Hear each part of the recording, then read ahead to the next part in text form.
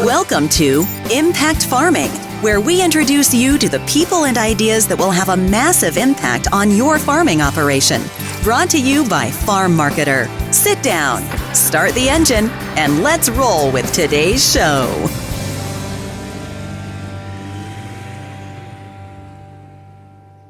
Hello, everyone. Tracy here. Welcome back to another episode. I am so thankful to have you joining me for another fantastic conversation. But before we dive right in, a quick word from this week's sponsor. Soil health is under pressure, but real solutions start below the surface. Black Earth offers a full suite of humic solutions, from high-purity granules to powder, liquid, and soluble formulations, all powered by pure Humulite. Formulated for performance, backed by consistency, trusted by growers worldwide from one of the world's rarest reserves. Grow stronger with the power of Black Earth Humulite. Learn more from Mind to Market at blackearth.com. Hello, everybody, and welcome back to another episode of the Impact Farming Show. I am so excited to be welcoming Kelly Sidoryk to the show. Welcome, Kelly. How are you? I'm great, and thank you so much for having me, Tracy. I've been following you for quite some time now, and I think we've communicated a little bit through emails, and it's really good to meet you more in person if you wish and have a conversation today. I agree. I love this social media space because sometimes you just feel like you're friends with people. We've been connected for a lot. You support the show, and I'm so happy to have you on the show because you do great work in farm transition. So for those of you guys, you may have heard Kelly's name, seen her name. You do some writing, you do workshops, you're a rancher, you're a coach for families on farm transition. And today we're going to talk about, I would almost assume, one of both of ours favorite conversations, farm transition. Yay. So welcome, Kelly. I'm going to get you because even though we've chit-chatted back and forth and like each other's material online, I have not heard your full story. So can you tell me about who you are, your journey, and then I'm even curious if you want to take that one step further, and how did all that lead to working with farm families? Okay, great. Thank you. I will, I like sharing my story. And so we are located near Lloydminster, so just barely into Alberta on the Alberta-Saskatchewan border. And my parents had a feedlot operation here that was honestly started in the early 60s. And then as time went on, they had thought that their transition out of that business was going to be probably through employees or an out and out sale. So we hadn't really considered that it would be a family transition. And then as time was going on, and my brother and I were the ones that were active in the operation, and we started making some changes. We got involved in some different management processes and realized that maybe we could adapt our operation. And there was some different pivots, if you want to say, that we made. So at that time, we were getting involved in holistic management, which talks a lot about the land and the livestock, which we were very familiar with. Also, focusing on the finances. We all know how important that is. But it, another piece that we hadn't really considered was they included the human resource in there too, and the people side of things. And so for me, that was an epiphany, really, because that made me see way more pathways that we could get involved in this operation and how we would move forward with it. So we made some changes and transitioned to a forage-based livestock operation. We run both cow calves and yearlings, and we do a mix of ownership, our own ownership, and custom grazing. So it's pretty diverse, and it by some standards, and it changes a lot from one year to the next. And so with all of that going on, and there was an emphasis on goal setting and creating that shared vision, and what did we want our operation to look like? What did we want to create? And so over the course of a winter and sitting down and having a lot of conversation, and with so much grace and opportunity from our parents, who was just like, yeah, if you guys want to do some different things, let's do it. My dad was an innovator and a very curious guy. And so it was, we had some really fabulous opportunities to shift the operation to something that we were really wanting to focus on. And at that time, the feeding industry had changed a lot in Alberta from when they first started it and moved more to the southern part of the province where it's focused now, as many people know. So anyway, and then in those learnings and with what we were going through, started working with other farm families to help them start navigating those different pathways. And lo and behold, that is getting to be a number of years ago, and now our kids are young adults sitting in the other side of the table where we once sat. It goes by so quickly. That's what I was thinking. I'm like, doesn't it just go like that, right? Even It my truly age, I'm does. like, what? Yeah, Honestly. yeah. Yeah. Oh, that's excellent. So I'm curious, is that still the operation that you guys own and run? Because you ranch Uh, right now, right? Yes, yes, we do. And so when we went through the transition from my parents, who they had their own corporate entity, and my brother and I both had ours, along with our individual families. And so we mostly divided the land assets. But then for a number of years, my brother and I ran our own joint venture. So that was the operating company. So we didn't own land together, but we owned the livestock and the machinery together in the joint venture, which worked out very well. As the time came to for us to further divide, it was very easy to do that because we basically divided the livestock and the equipment. Okay. Okay. Interesting. That is nice. Thank you for sharing that. I feel like I'm getting to know a friend at the moment. We're having coffee and getting to know each other. That's the great part Yes, about doing these shows. yes. Wait, so I actually just want to dive right in. I know you do a lot of work with farm families, and I want to just really get to the meat and potatoes and extract all that expertise and then share it with our audience. Kelly, I don't have to tell you, you and all the experts that are on this show are in it even more than I am working with farm families. We've been saying transition plan for how many years? 30 years. The boomer generation, I kind of hate using that word, but the ones that are retiring are going to be retiring. This is important. I am sure it's a hot topic for you. So I really like to get in and deliver some meat and potatoes. Oh, good old farm girl, eh? Meat and potatoes. Yeah, Let's do yeah.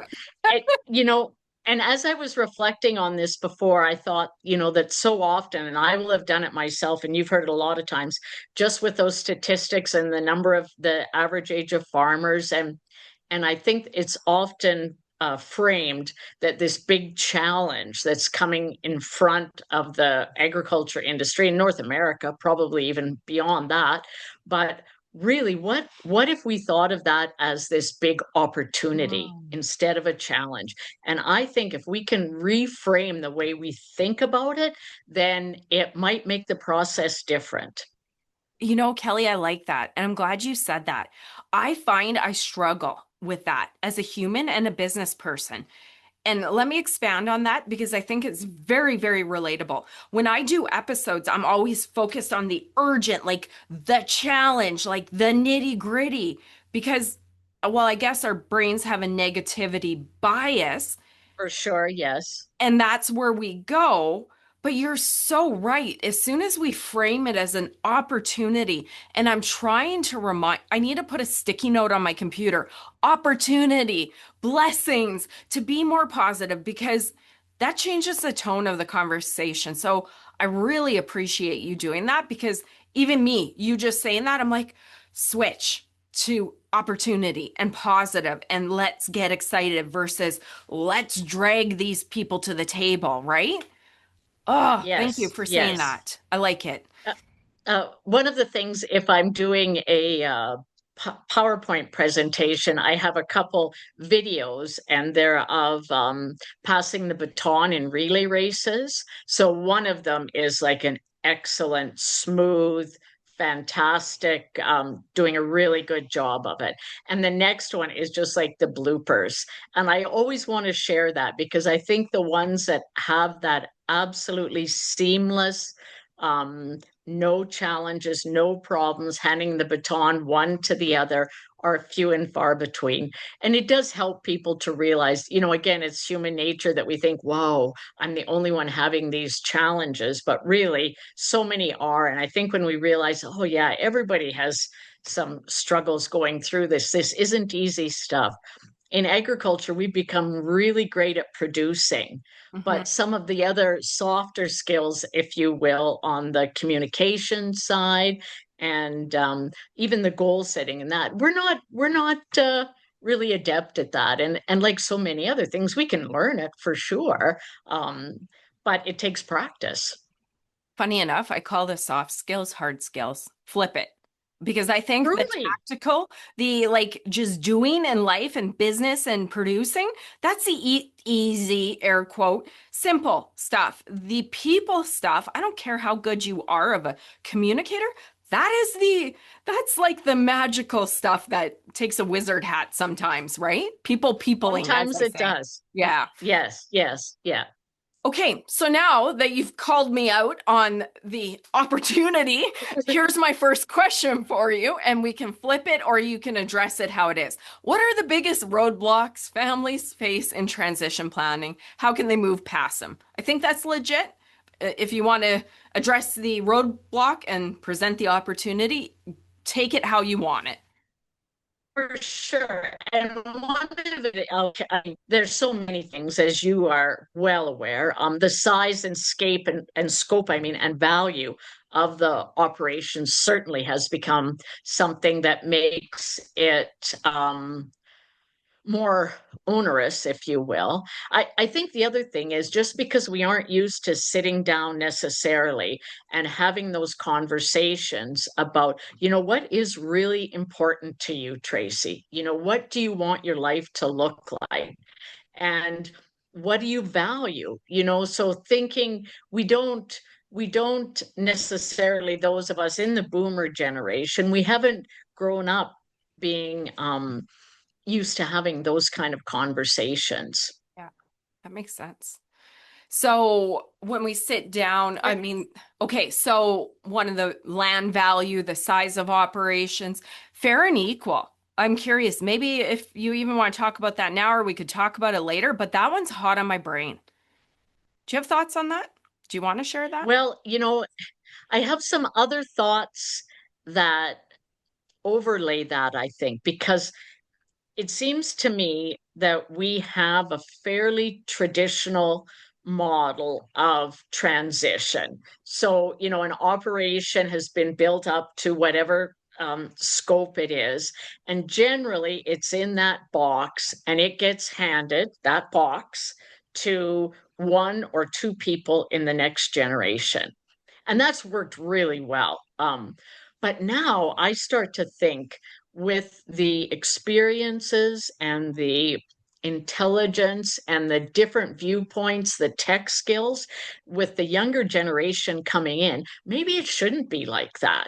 Maybe the business model, maybe some of them can be involved in ownership, but not management. As you know and have talked about, those are two totally different things. And I think that they're creative too, these young people, about thinking about, okay, well, if I did own this quarter, and then maybe leased it back to my sister to run cattle on or grow crops of some kind or have a market garden, thinking about different ownership and also stewardship models, right? So I think we need to, and it's hard to think of, well, what will those models look like? But looking to the younger generation to help us come up with new ways of thinking.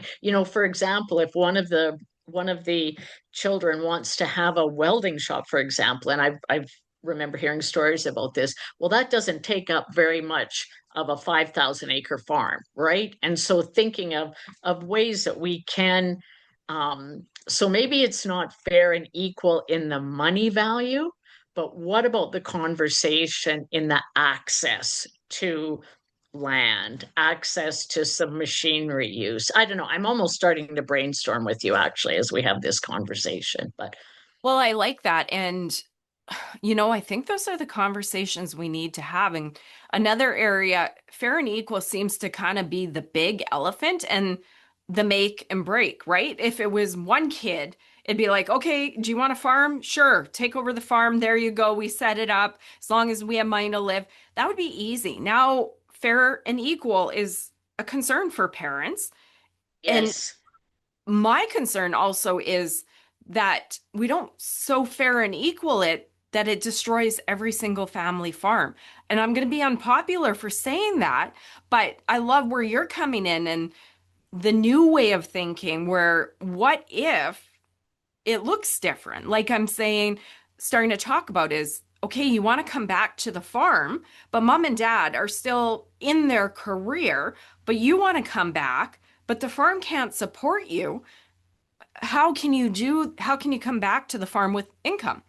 Build a welding shop because you went to old college and took your degree, and then you establish that, and then eventually you take, right? I think we're in a day and age because of the values, we need to look and think differently. I like that you say that. Yes.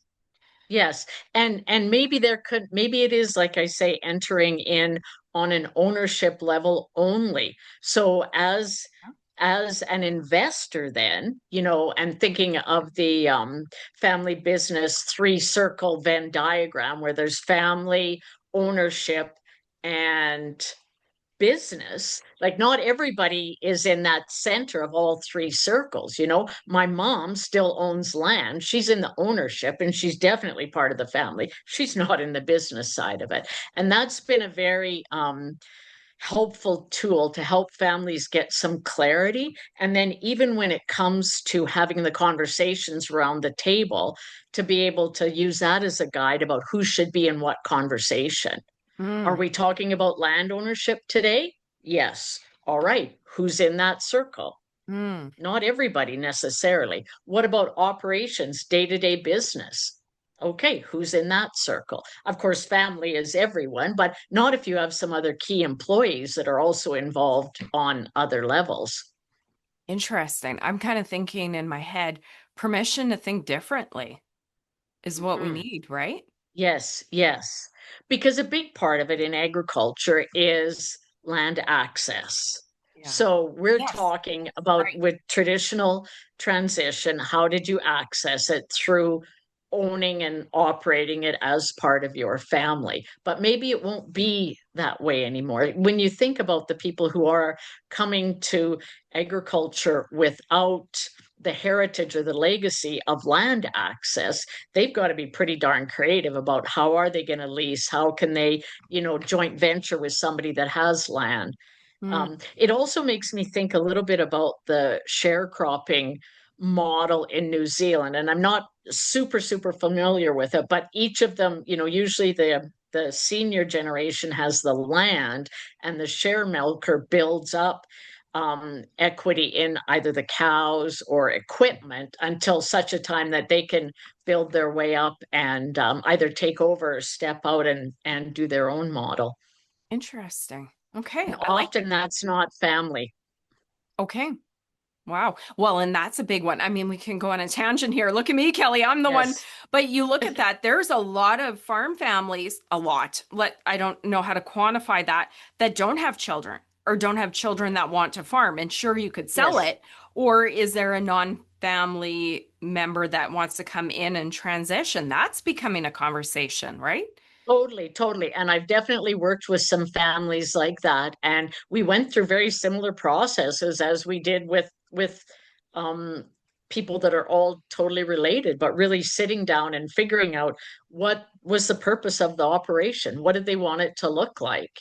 And what was the vision for the future? How did they want the relationships to be? What did they think of the enterprises? I think the other thing too, when we think about transition, and particularly from the management side of things, it's unlikely that the founder and then the successor are going to be wired exactly the same. Probably if they're related, they have similarities, but they might have completely different passions and interests. Mm. And, that's where things can really grow and take off if people have the opportunity to pursue that. Oh, I like So, that. not being too restrictive, I think, is one of the things that to be mindful of. Yeah, I really like that. These are the conversations that we need to have. And one of the things I like, and I say this at the end of most episodes, is why should somebody work with a transition coach or consultant planner, whatever they are titled? Because again, you guys have done this, everybody else, you work with farm families, you think different. And just being a business owner, I like to think I'm smart, well read, thinking out of the box. But honest to goodness, we are all stuck in a box. And that box is usually pretty darn small compared to the options. So the farm family sits there, one kid farming, three kids, one kid farming. We can't do this. And you spin in that box. You make yourself sick mentally, physically, the family harmony is destroyed when we could say, hey, wait a minute, let's open that box, bring in a coach, and they're going to be like, let's bump those sides of the box, right? That's what I And like. even, yeah. And, one example is like, okay, so what if we decided to rent out the farm for 5 years to give us time to sort some of this out, to give time for people to make decisions, to give time for kids to grow up, or even that, but thinking that we have it's become such a heavy load and weight. And I think you're right about that. And one of the things that, again, human nature, as we referred to before, is that, in our own um, operations, because of experience, paradigms, and emotion, sometimes we truly cannot see the forest for the trees. And I am as guilty of that as anybody, Whereas when somebody with fresh eyes comes in and says, well, have you ever thought of XYZ? It's like, well, now that you mention it, it seems obvious. So that's a really valuable role that I think a coach can play, is to give another outside perspective. And even maybe it's the idea of, okay, well, here we need somebody else that can, that knows how to do startup ventures, to give us some ideas on what that might look like. That's just an example. The other thing too is that I think, again, going back to the idea that in our families, we're not used to having these strategic planning, visioning conversations. And that process can really move forward better if there's an outside person to facilitate it. Mm. As you know, it's very hard if in your family, you're the spouse, you're also the business owner, and you're going to be the facilitator as well. That's a lot of hats to wear. It's not impossible, but it definitely makes it hard to do. Well, you're And I too also, in it, right? You're too emotionally invested, and also facilitating and making a conversation be productive and not explode. That's a skill set too, yes, right? yeah. Yeah, Sorry. for sure. And it's also whatever the family phenomena is, that when you have a non-family member sitting in the table, everybody kind of sits up straight Yeah. and puts their best face forward. And that's just, again, human nature, but it's a helpful thing Yeah. in these conversations. And the other thing, we haven't really talked about this specifically yet, but the huge importance of having a team of accountants, lawyers. I mean, these are complicated transactions. And I think I always want to say to people, when they say, oh, we heard a story and they did this and that, and then they started a joint venture, and so let's just do that. But everybody's situation is different. Yeah. So just because the farm down the road or your cousins next door did it one way, I mean, maybe some of those pieces will work, but you've got to figure things out for yourself. And I think to really help have a team and to let our professionals do the best job they can, we need some clarity on where we want to go. Mm, Because, and we were very guilty in this because we knew it was a big thing and we knew we needed tax help and legal help. So it's like, okay, here we are. What should we do? Well, for them to do their best job, it's so much better if you are driving the bus and saying, this is right. essentially where we'd like to aim for. This is our target, right? They can figure out all the intricacies and the different pathways, but it's a big job for them to try to start at ground zero. Yes. They don't know what's, really important to you and your family or what you think that vision might be. Yeah. I love it. And I'm starting to piece it together and see the picture of farm transition as I've been doing this for like the show for 8 years. And the benefit, like you just said, the professional in the room keeps everybody behave, but they have the knowledge, they can facilitate the conversation. Like there's so much, but also you guys you give some plays. I've heard somebody reference it as you're the coach of the football team. And then on the team, there's the accountant, there's all these people. But you come and look at the players right over here, the family, and what needs to happen. You're like, okay, here's the plays we can do. What do you guys want? What's the goal? Let me help you talk through all of these explosive issues potentially. And then we get harmony, we get a plan, and then we toss the football to the accountant, and then the accountant does their thing. But that coach kind of helps you see the forest from the trees and figure out Yes. the options and breaks the box open so that the farm family's not just one kid, farm, the heck with everybody else, blah, right? Yeah. Okay. Yeah, exactly. Exactly. Okay, perfect. I love it. We could just do it. We're like in on one question in an episode here. The best conversation. So Truly. let's put that one there. That was some great discussion. I know you're big on working with family. On the people side, I'm going to loop a few of these together. My Yep. next questions for you. The people side, we need to get the people side of transition planning right. Shared vision, communication, conflict.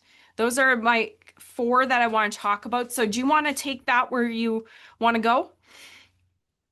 Well, I think, I am really a proponent on, continuous learning and growth and personal development. And that I think that applies to all of us, whether we're in agriculture or not.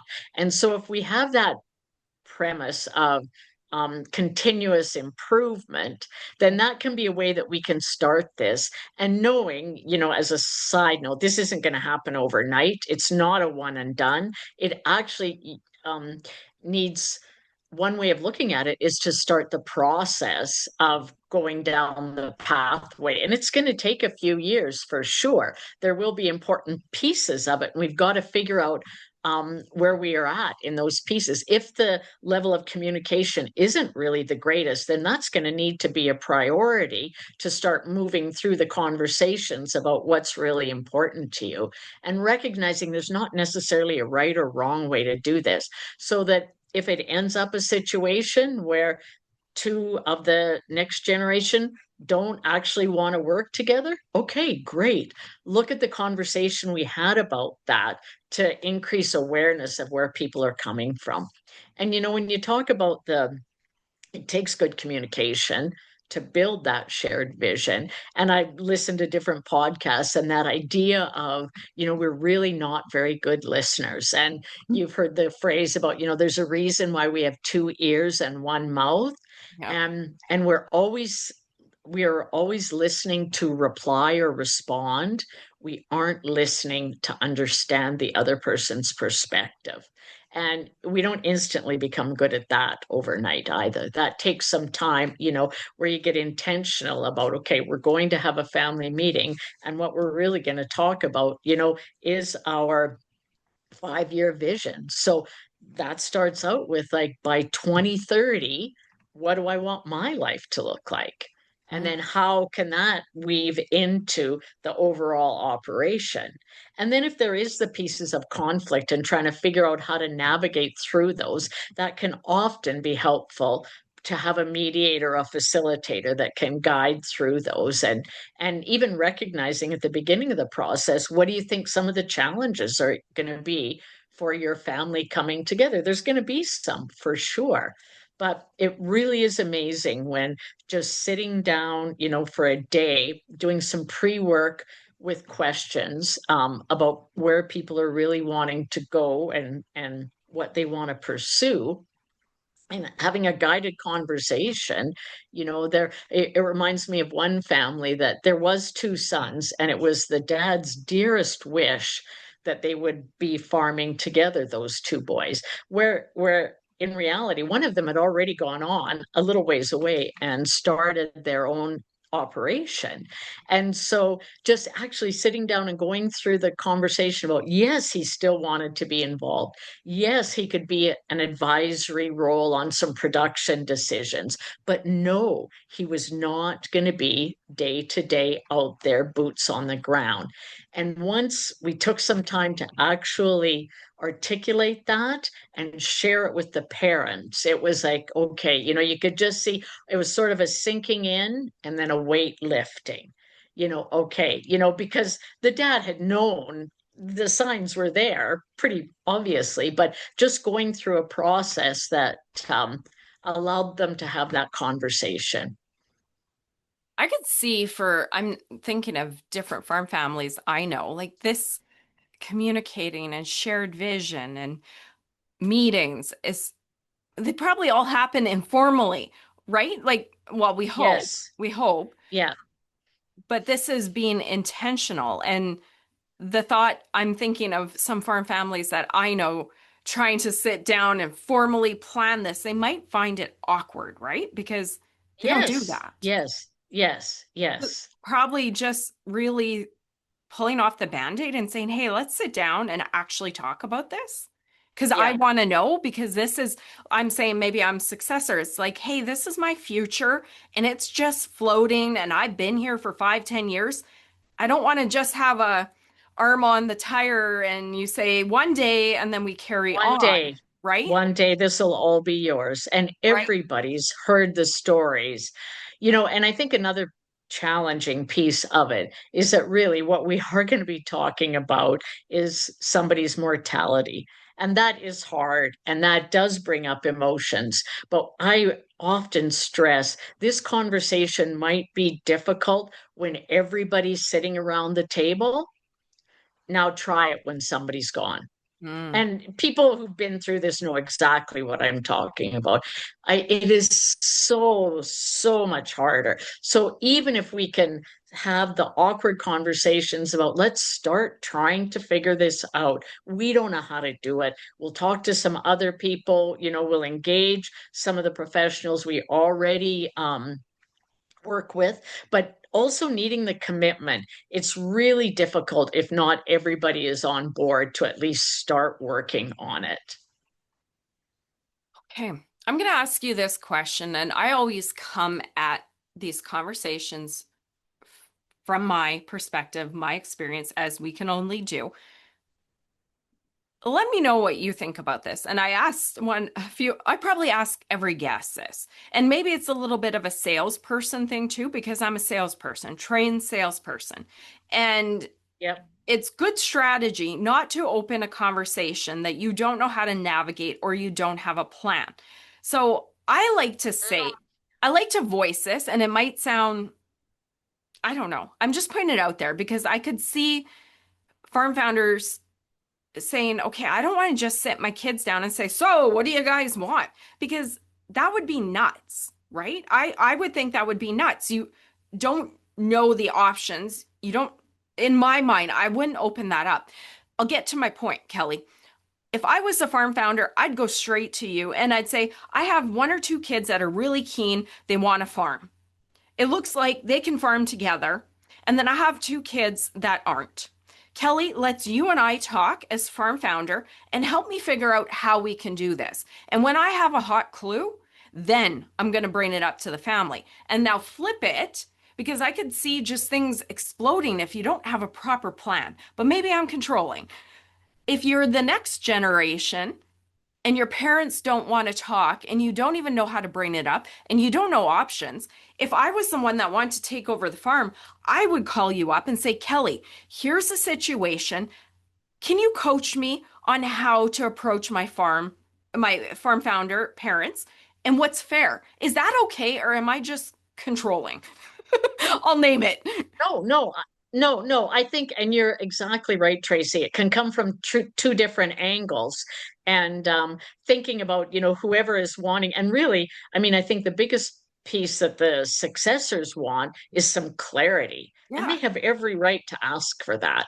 And I mean, what the founder does, I mean, ultimately, at the end of the day, that is where the buck stops. And sometimes if people can't make any headway on it, it might be a choice of, we'd be better to go pursue some other opportunities. And, that reminds me of another family that I worked with, which that is exactly what happened, because there was some, yes, we want the operation to transition to the next generation.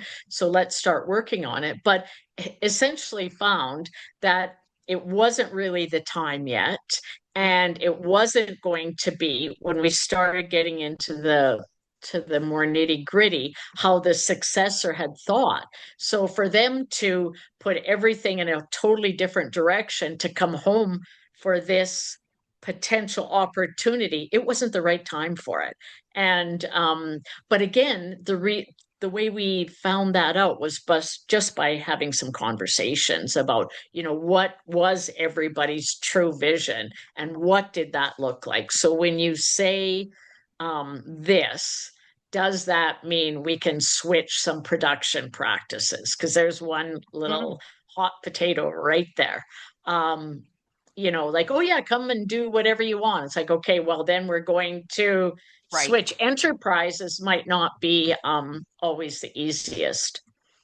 Okay. Sorry, that was a big one, but I'm just trying to navigate the weirdness and the familyness and how to actually do this so it doesn't implode, but it actually happens, right? I'm just trying to Yes. navigate that. Well, and I mean, often, just to give you the example, whether it's contacted by a successor or a founder, one of the first conversations is everybody more or less on board? Mhm. Yes, but they don't know how to articulate it. So soon into the process, I need to talk with the founders, whether that's a couple or whatever, and just to make sure, if they haven't been the ones that have initiated it, that they are Right. okay with us sitting down and working on some things. And then I will do, as many of the others, also some pre-work with more private conversations with whether it's couples or individuals, and start talking about what they might be thinking about and hoping for, and what might be some challenges. So everybody's had a chance to reflect, and then they've had a chance to talk to me one-on-one about that, and then in many cases come together as the bigger family to share some of those insights. I like that. So I'm thinking, and forgive me, Kelly, because I think some of the simplest stuff is the hardest stuff. Like just the very basics. So if I'm like being 101, I could see the things that I'm saying right now would actually stump me up. So let's say I'm Gen 2. I'm going to call you Kelly because my parents don't know what to do. This is confusing. I Yeah, know they have the intention, but I think they're ignoring it probably because of income, fair and equal. They're not sure what to do. And you know what? If you're scared, you're going to avoid it, I find. So I'm going to call you of because course, this of is my course. future, right? And Yeah. somebody needs to move this. So I'm going to say, Kelly, here's our situation. How can I possibly make this happen to take care of my parents, fair and equal? Can you help me plan so I can get some ideas? And then I would hang up with you and I'd go to my farm founder parents and say, hey, this is my future. I would love to buy the farm, take over the farm. I started talking to somebody and she gave me great ideas. Kind of talked about this. Are you willing, if she can give us some information. Are you willing to talk to her so we can move this along? And they'll either be like, oh, thank you for doing it, or lukewarm, or no, hell no. Yeah. HELL, right? And then you Yeah. at least know. Yeah. Is that fair? You at least know. Yeah, Okay. totally fair. And sometimes, if using your exact scenario there, if there's might be reluctance with the founder, I'll ask questions like, okay, well, do they already have a trusted advisor, like their lawyer or accountant? Because that can be somebody that like very logically moves that ball forward. Or even it might be like, what about a friend or somebody that confident? Do they have somebody like that? So maybe we can engage somehow another person. I'm going to say influential, and I mean that in a Hmm. very positive, friendly way that can help navigate through some of those fears and roadblocks. Okay. Interesting. And forgive me for being so 101, but I love the family farm. And I almost say I have a leg on all sides of the fences, the female, the male, the farm Yes. founder. Like I feel like I don't know it all, and I haven't worked with these farm families, but I am one, and I've seen stuff go bad, and I know a lot. So I can see the concerns and maybe the feelings of everybody. And I don't even think it's the hard stuff that stumps people. I think to me, it would be as simple as, how do I approach this, Kelly? Like, you know what I mean? Like the questions I just Yes. asked. So thank you for patiently answering that. Well, and I really appreciate the dialogue. The other thing too is that, I mean, we have to realize, and I started to kind of get into this a little bit. This is not an if something happens to me in our operation. Right. One day it will. And for some reason, as human beings, we tend to not acknowledge and accept that. But, the sooner, again, the opportunities. So, okay, maybe they don't have to be given the whole farm, but maybe there's access to some equity that somebody can go start their own Oh, yeah. business with. I mean, there's one of the pieces again, and just trying to think out of that box. That doesn't mean access to the all the assets that are in the farm umbrella, but just some access to some equity that they could go pursue something. The other thing too that we just started to bump into was bring another enterprise back to the farm. Sit and look around, like, what are we really lacking here? Well, maybe one of us should start that. Is there any interest in that? I like it. I really like it. Okay. So we've covered a lot of my questions just naturally. So I'm going to list them off here. If you have anything you want to add, I would say go ahead. So the people side, shared vision, communicating better, working through conflict. If you want to touch on any of those, go ahead. The next thing, my question I had is, from all the families you've worked with, the events, workshops, what are the top lessons every family should know about succession planning? So if you have any final thoughts or want to go deeper into the people and communication, go ahead. I think we've talked about the Yeah. people and the communication and I mean, the importance of really starting to look. And I mean, you can say strategically too, because, if this was a entity that we're approaching non-ag, there needs to be a strategic plan. I think there should be a succession plan for everybody and everything. Our volunteer community organizations need Mm, succession plans, just sitting there thinking, jeepers, who's qualified to take over? Who needs some leadership training to be able to step up to the next level there? Um, but I think it's I know Nike invented this, didn't they? That just do it, yeah. and just start with a conversation with some openness that admits we don't know what we're doing. But we've got to start. Yeah. So, does anybody have any ideas on what that could look like? And just making sure that realizing that this is a process, it's going to take quite some time, especially when you start getting into the technical, legal, and taxation and accounting methods of it, but also knowing that there's a lot of different ways to skin a cat. And so if somebody comes back and says, this is what we think you should do, don't be scared to say, no, that doesn't align with what we were talking about. It's your family and your operation. So you be the pilot. I love You it. need a lot of people on the plane with you, but you still can be the pilot. Okay. That I think would be a huge lesson for families about succession planning. We've kind of chatted. I love when conversations naturally flow. I, of course, have some questions for you just to make sure I ask what's on my mind for you. But sometimes the best conversations, we knock off like five of them in the top one, Yes, right? yes, yes. Okay, that's good. Any, And the other thing too that I think and this is going to be more pointed to the founders, is that if they can find somebody else in their circle that's been through some of this and have a conversation with them. I think that can be very empowering and motivating to realize that, like cheapers, letting go is a very, very difficult thing. And that makes me think of something else that I think we've got to get better at creating. Well, what's the go-to? I Mm. mean, if the founder's not going to be involved in this operation, should they start a new enterprise, Oh, or maybe they should be joining a board or contributing or, traveling or whatever. We look at that as such a final, well, there's the end. And it's not at all. So helping, we're living longer, we're living healthier lives, and what can that look like as so starting to have those conversations like in 5 years. Do you want to be coming out to the farm every day? Where do you want to be living? mm. What do you want to be doing for recreation? I like it. And again, the stuff that stalls transition planning without us even knowing. Because, okay, I use the word control freak. It's the first time I've ever said it on camera, but I enjoy control of my life and Yeah.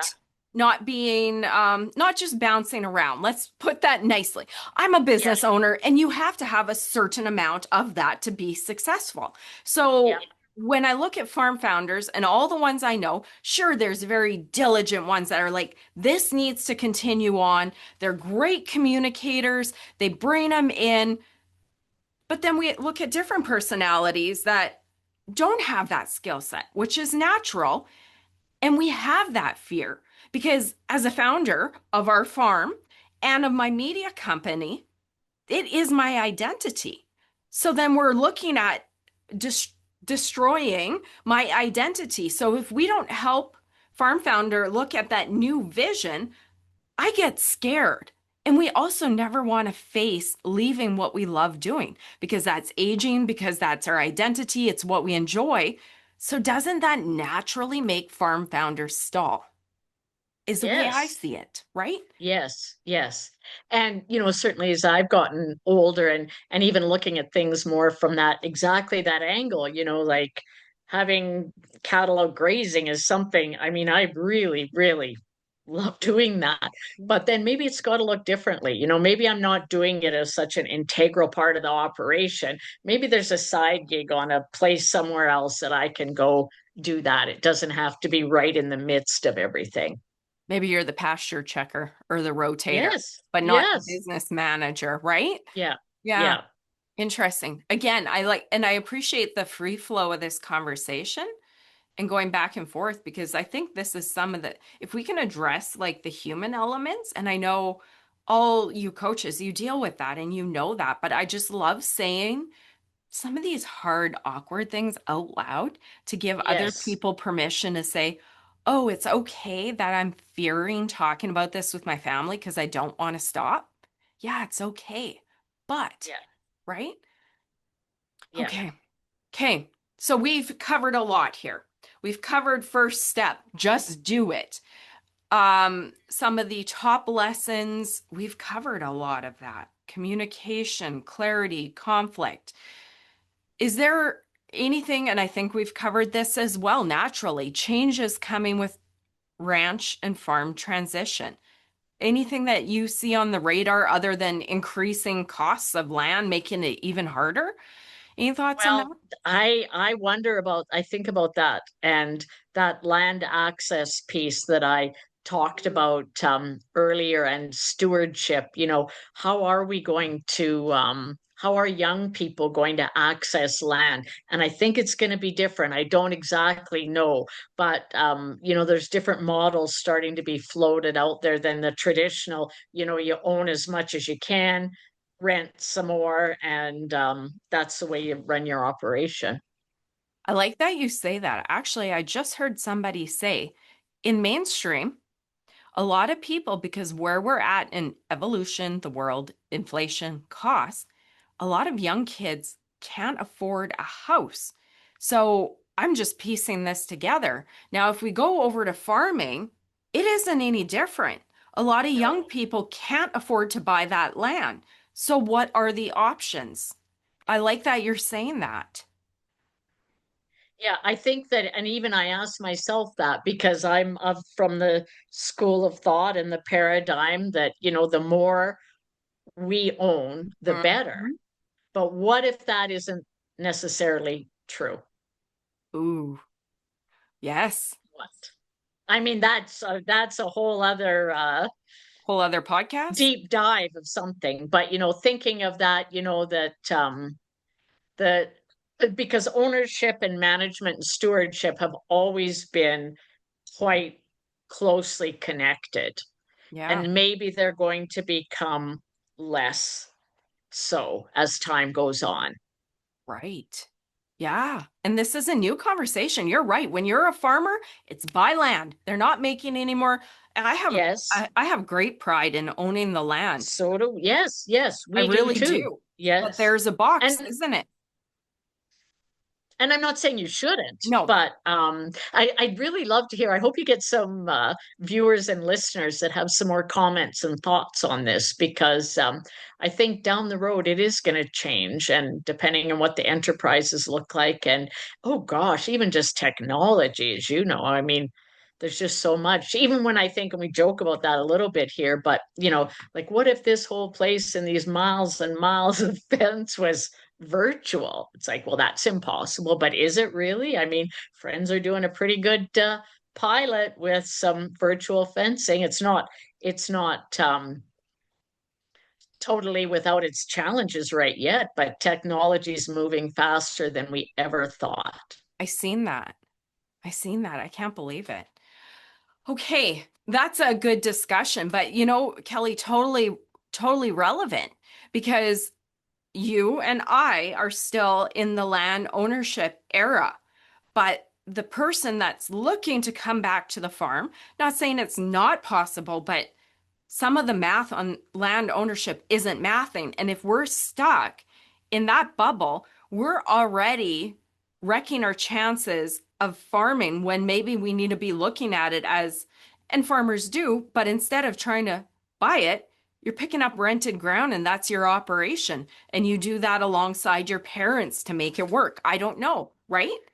Something, right. There's a perfect example of it. Would be different for everybody, but thinking of what, again, looking at what are the opportunities. I mean, and like a SWOT analysis. I mean, there's another good tool that really taking it, to the business side of things, making sure. And of course, it goes without saying, there needs to be a pretty good financial plan going along with the operation that everybody is aware of too, Yeah. so that the successors really do know what the cost of operation is.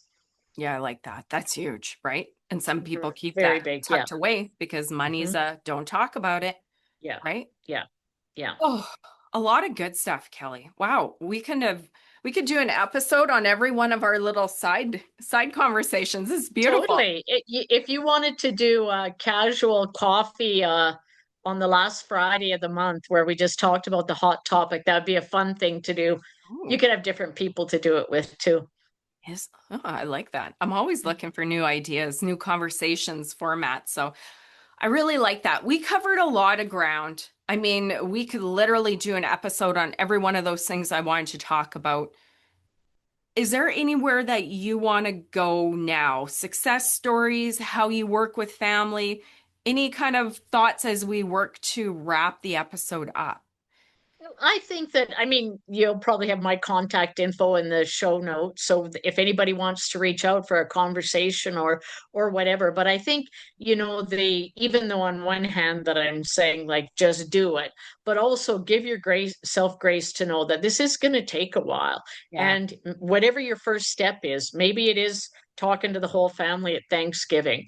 Maybe it's phoning the lawyer and saying, hey, let's start this ball rolling. Or, maybe it's sitting down with your spouse saying, you know what, I think that, if we had another year to just not be feeling the weight of this, maybe we can do some more learning ourselves. Maybe we can gather some more resources up. So those types of conversations.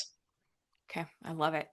I don't know if you've seen, I put together a transition planning resource list, and it has some books. There's more and more books coming out, and our guests. And I always say that, and I left that with an audience where I did a live recording of our show in the East Coast. I left that with them and said, research, because then you start to get the ideas, right? Because it doesn't happen overnight, like you said. Yes. And this is a side note, but one of the resources that I follow a lot, well, there's a couple of them, and they're all in the leadership, personal growth. Simon Sinek and the Golden Circle, The Art of Why. I mean, I think that's a really great place to start creating that shared vision. Like, why are we doing what we're doing? And really, he says that all of the successful companies spend time really talking about why they do what they do, and not the how and not the what, but why do we do it? And I think that's a great starting point. I've had the great fortune to do some work with David Irvine, the leadership navigator, and he's really excellent in the human leadership piece. Especially, he has a good understanding of agriculture, and he has a good understanding of all the different sectors. He actually comes to it from a family systems approach.